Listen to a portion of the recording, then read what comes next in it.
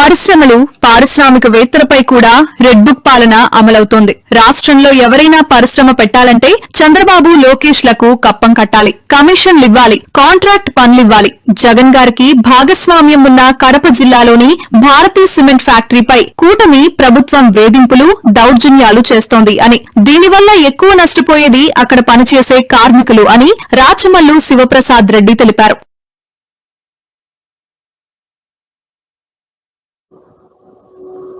పత్రికా సంపాదకులు, జర్నలిస్టుల పైన కేసులు పెట్టి బెదిరించుకునే కార్యక్రమం చేసినారు.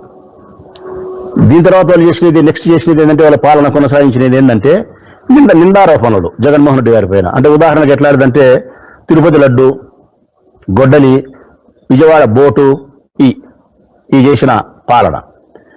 దీని తర్వాత వాళ్ళు చేసినది ఏంటంటే కదా దీని తర్వాత క్రెడిట్ చోరీ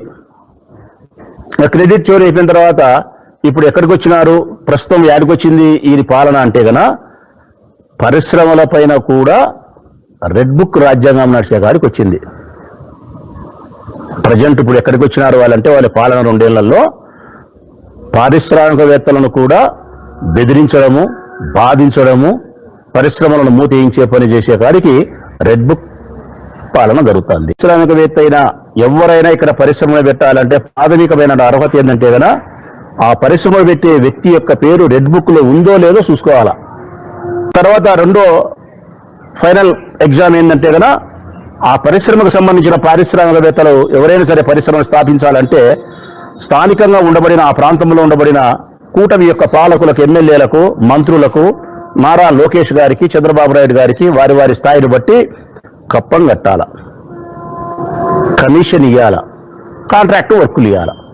అనుకో ఎవరైనా అనుకో కప్పం కట్టకపోయినా, కమిషన్ లేకపోయినా, కాంట్రాక్ట్ వర్కులు లేకపోయినా, లేకుంటే రెడ్ బుక్ లో వారి పేరు ఉన్నే వైఎస్ఆర్ కాంగ్రెస్ పార్టీ సానుభూతి పరుడైనా వారు పరిశ్రమ పెట్టలేడు.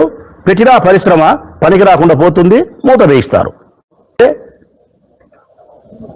కడప జిల్లాలోని భారతీ సిమెంట్ ఫ్యాక్టరీ ప్రజెంట్ జరుగుతూ ఉండే వేధింపు, ప్రజెంట్ జరుగుతూ ఉండే దౌర్జన్యం ఏంది? భారతీ సిమెంట్ ఫ్యాక్టరీ సంబంధించి ఇది కడప జిల్లా కమలాపురం తాలూకాలో ఉండే భారతీ సిమెంట్ ఫ్యాక్టరీ జగన్మోహన్ రెడ్డి గారికి భాగస్వామ్యం ఉండే కంపెనీ సిమెంట్ ఫ్యాక్టరీ.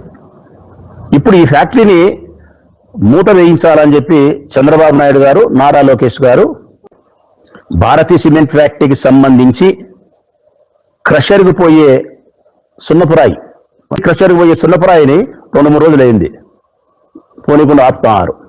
తెలుగుదేశం పార్టీకి సంబంధించినటువంటి రౌడీలు కావచ్చు, తెలుగుదేశం పార్టీకి సంబంధించినటువంటి ఎమ్మెల్యేల యొక్క అనుచరులు కావచ్చు, చంద్రబాబు నాయుడు, నారా లోకేష్ యొక్క ఆదేశాల మేరకు జగన్మోహన్ రెడ్డి గారికి 50%, 60%, 40% ఏ శాతం భాగం ఉంటే ఆ శాతం నష్టం జరుగుతుంది.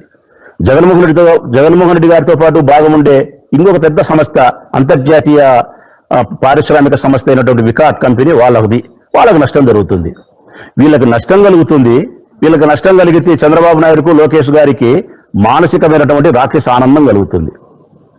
జగన్మోహన్ రెడ్డి గారికి ఎంత నష్టం కలుగుతుందో, చంద్రబాబు నాయుడు గారికి, లోకేష్ గారికి ఎంత ఆనందం కలుగుతుందో, ఆ రెండిటిని మించిన నష్టం జరిగేది కార్మికులకు. ఈ సత్యం తెలుసుకోవాలా ప్రభుత్వం.